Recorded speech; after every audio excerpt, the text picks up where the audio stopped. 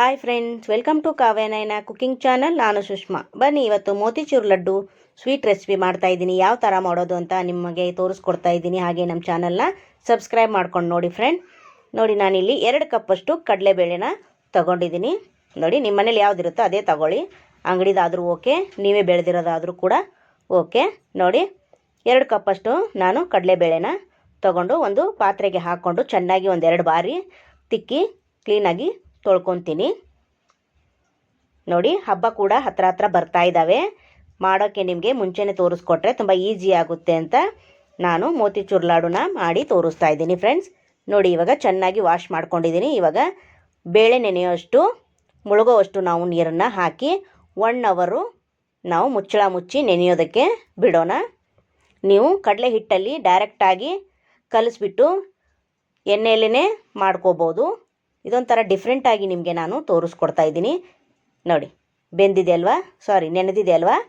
ನೋಡಿ, ಇವಾಗ ನೀರೆಲ್ಲ ತೆಗೆದು ನಾವು ಬೇಳೆ ಮಾತ್ರ ಮಿಕ್ಸಿ ಜಾರ್ಗೆ ಹಾಕ್ಕೊಳ್ಳೋಣ. ಸ್ವಲ್ಪ ಕೂಡ ನೀರು ಸೇರಿಸಬಾರ್ದು.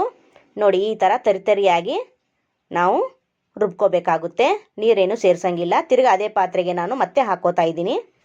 ನೋಡಿ, ಇಷ್ಟು ರುಬ್ಬಿದ್ರೆ ಸಾಕು. ನೋಡಿ, ಇದನ್ನೇ ನಾವು ಉಂಡೆ ಥರ ಮಾಡ್ಕೋಬೇಕು ಕೈಯಲ್ಲಿ. ನೋಡಿ, ನಿಮ್ಗೆ ಯಾವ ಆಕಾರ ಬೇಕೋ ಆ ಆಕಾರ ಮಾಡಿಕೊಂಡು ನಾವು ಮತ್ತೆ ಎಣ್ಣೆಯಲ್ಲಿ ಕರಿಬೇಕಾಗುತ್ತೆ. ಇವಾಗ ನೋಡಿ, ನಾನು ಈ ಥರ ಉಂಡೆಗಳನ್ನ ಮಾಡಿ ರೆಡಿ ಮಾಡಿ ಇಟ್ಕೊಂಡಿದ್ದೀನಿ. ಇವಾಗ ಎಣ್ಣೆ ಬಿಸಿಯಾಗಿದೆ, ಇದಕ್ಕೆ ನಾವು ಹಾಕ್ಕೊಳ್ಳೋಣ.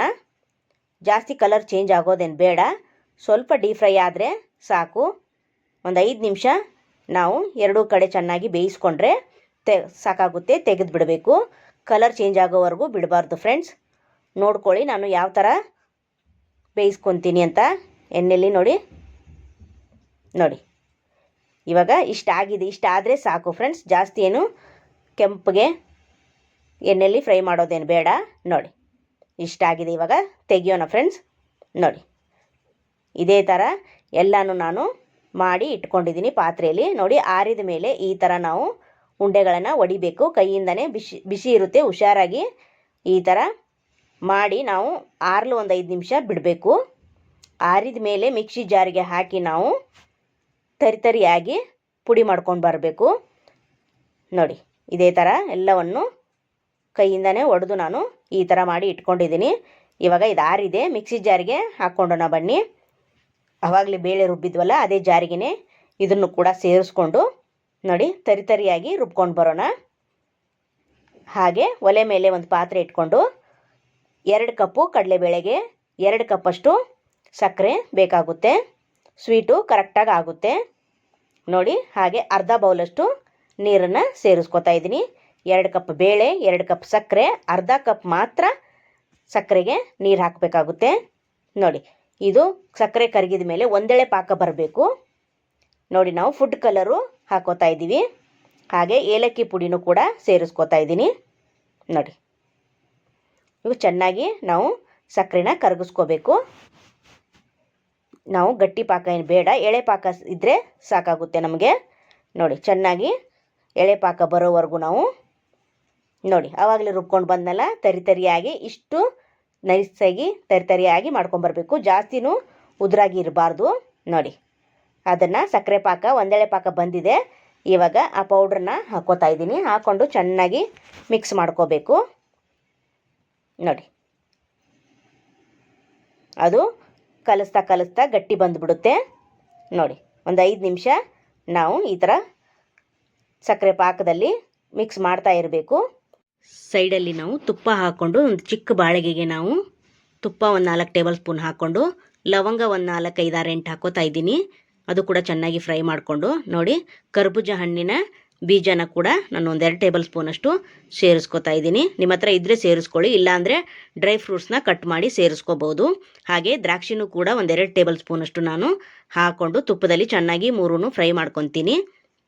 ನೋಡಿ, ಸೇಮ್ ಬೇಕ್ರಿಯಲ್ಲಿ ಸಿಗೋ ಥರನೇ ನಿಮಗೆ ಮನೆಯಲ್ಲೇ ಈಸಿಯಾಗಿ ಮಾಡ್ಕೋಬೋದು ಅಂತ ತೋರಿಸ್ಕೊಟ್ಟಿದ್ದೀನಿ. ಪ್ಲೀಸ್ ನಮ್ಮ ಚಾನಲ್ನ ಸಪೋರ್ಟ್ ಮಾಡಿ, ಸಬ್ಸ್ಕ್ರೈಬ್ ಮಾಡ್ಕೊಂಡು ನೋಡಿ ಫ್ರೆಂಡ್ಸ್. ನಿಮ್ಮ ಫ್ಯಾಮಿಲಿ ಫ್ರೆಂಡ್ಸಿಗೆಲ್ಲ ಶೇರ್ ಮಾಡಿ ಫ್ರೆಂಡ್ಸ್.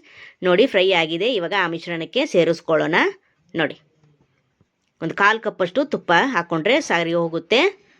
ನೋಡಿ, ಸೂಪರ್ ತುಪ್ಪ ಏನು ಜಾಸ್ತಿ ಬೇಕಾಗಲ್ಲ ಇದಕ್ಕೆ. ಒಂದು 4 ಟೇಬಲ್ ಸ್ಪೂನ್ ತುಪ್ಪ ಇದ್ರೂ ಸಾಕಾಗುತ್ತೆ. ನಾವು ಮೋತಿಚೂರ್ ಲಡ್ಡುನ ರೆಡಿ ಮಾಡ್ಕೋಬೇಕು.